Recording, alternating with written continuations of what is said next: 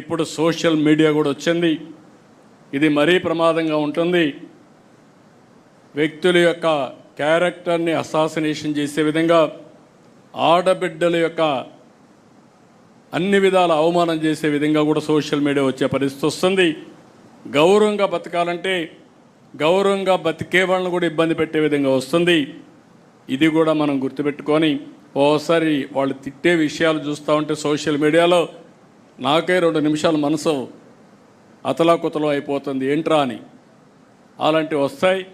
అయితే ఇది యథార్థం అని గుర్తుపెట్టుకొని దీన్ని ఏ విధంగా హ్యాండిల్ చేయాలనో ప్రివెంటివ్ కానీ అదే మరి ఫర్మ్ యాక్షన్ కూడా మనం చేయాల్సిన అవసరం ఉందని చెప్పి కూడా నేను మీకు తెలియజేస్తున్నా.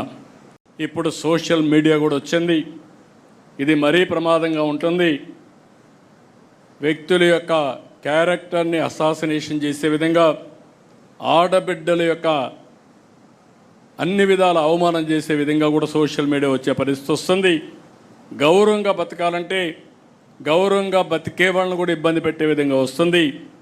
ఇది కూడా మనం గుర్తుపెట్టుకొని ఓసారి వాళ్ళు తిట్టే విషయాలు చూస్తూ ఉంటే సోషల్ మీడియాలో నాకే 2 నిమిషాలు మనసు అతలాకుతలం అయిపోతుంది, ఏంట్రా అని. అలాంటివి వస్తాయి.